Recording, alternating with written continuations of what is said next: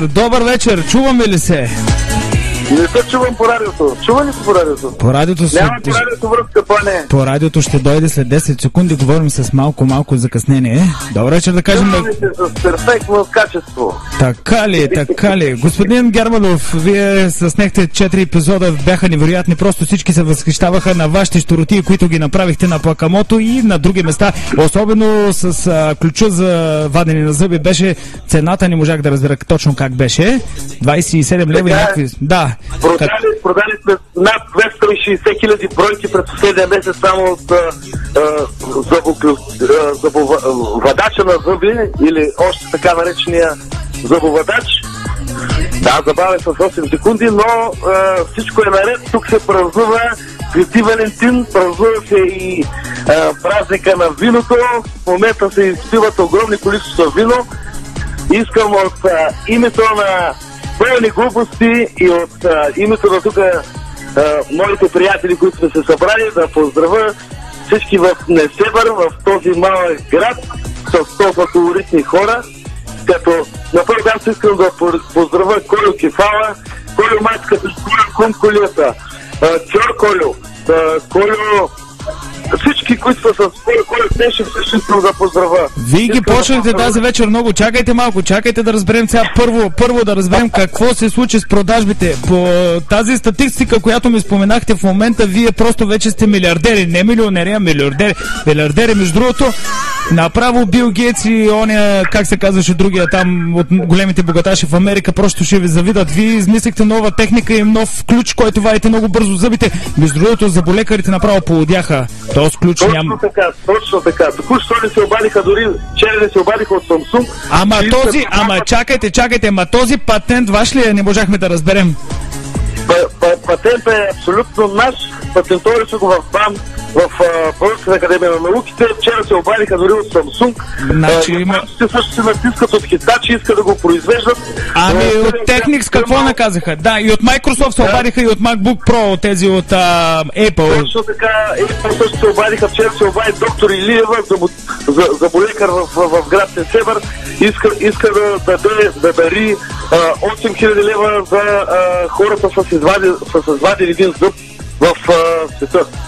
Всеки по 4 лева. Да, разбира. Ама вие, когато хората, които искат да се извадят зъб при вас, вие употребявате ли някакви опойващи средства? Все пак някои хора чувстват болка. Да, много добър въпрос. Естествено, че употребяваме опойващи средства.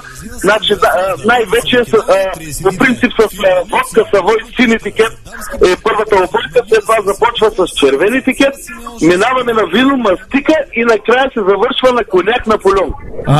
Те много опойки станаха, ако някой ги употреби всичките, просто някои от нашите радиослушатели, които не слушат в момента, не знам какво ще си помислят, просто няма да станат от масата. Няма никакъв проблем. Имаме специален шеф-анестезиолог, Томас Томов се казва.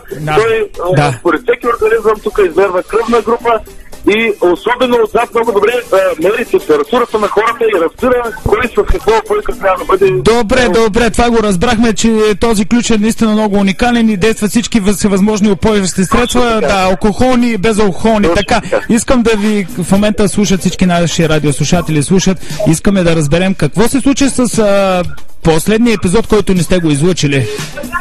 Точно този въпрос очаквах. В момента се заснема новия епизод на пълни глупости, епизод 6, който е организиран в момента на стария некропол в Несебър. Професор Тулев откри нови находки, нов вампир, който е цяло запазен. Той от Созопол ли е този вампир? От Созопол ли или от несебърските вампири? Несебърски вампир, който ние го открихме в стария некропол зад мелницата в Несебър. Вампира е жив, в момента го държим долу в хладилна камера и не смеем да отворим и се чудим, нали, как да може да разговаряме с него, на какъв език. Той говори на някакъв език. Търсим преводачи, но вампира е на лице, които също с единия крак, може би и той е роднина на граф Дракула. Но това предстои да разберете, само ще открехна леко завесата на новото Добре, искам да кажем сега за гражданите на Несебър. Има ли някаква заплаха, дето открихте този вампир? Съществува ли някаква опасност за жителите на град Несебър, защото все пак това е вампир? Да, разбираемо е, нали, оплаката на гражданите, но вампира в момента е в хладилника, затворили. Имаме тук охранители пред самия хладилник. Няма как да излезе за сега. И се надяваме, нали, когато влезем в интервюто, ние ще бъдем облечени в специални костюми, за да може да разговаряме с него. Имаме преводач. Сега го чакаме да дойде от Египет, за да може да проведем едно интервю с този Да. При вас както точно така, при вас както изглежда е пълна лудница, наистина страхотно. Това беше да. Обаче искам само последно, кога ще го пуснете този ваш последен епизод да го гледат гражданите на град Несебър и слушателите на Радио Сафари? Очаквайте този последен епизод. До края на месеца би трябвало да тръгне. В момента се записва. Очакваме само самото интервю с вампира и останалите находки, които намерихме в гробницата. Също така намерихме находки от къщата на Радослав Трезов в Стария град. Да, там имаше много находки, много и злато имаше. Една златна колесница изкараха. Да. Не само колесница, но за сега сме намерили и уздечките на магарето, което е дърпало колесницата. Също се уточнява в момента. Архитект Димов също и кмета очакваме да дойдат да напосетят, ако не са в затвора. Тук стана горещо. Няма значение, това са само... Да, няма проблеми. Все пак тази вечер няма да говорим за политика и за каквото да е било. Ще си говорим само, че е празник. Празник е за всички. Нека поздравете всички наши радиослушатели, като за финал. Кажете някои хубави приказки за радиото и как се развиваме и какво се случва, и ние ви подкрепаме, както и вие нас. Радиото много добре се развива и сме много доволни. Ето цяла вечер се забавляваме с вас. Слушаме, ядем, пиеме, забавляваме се. Да жив и здрав синът ти, който откри предаването тази вечер. И всички да това беше дъщеря ми, Даная. Това беше. Да, дъщеря ми. Вече не мога да ги оправя. Много деца. Ма трябва да има деца и аз ще имам деца юни месец. Както викаше господин Тулев, правете любов, а не войни. Правете любов, а не война. Да. Това е последно, което ще ви кажа. Добре. Живи и здрави. Благодарим ти, Илко. Наистина очакваме всичко това, което ще се случи във вашето музикално вашето предаване от Плакамото. Беше най-актуално първото. После... Надявам се да направим едно живо предаване на Сафари FM от Плакамото това лято. С най-голямо удоволствие ще дойдем всичките при вас. Всички, господин Дон Емилио, господин Иван Великов, аз и очакваме и Димитър Катрафилов и Иван Катрафилов. Иван Манастирски, по-скоро. Точно така.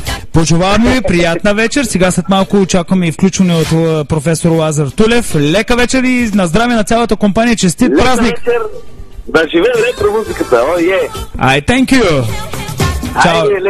Чао! Чао!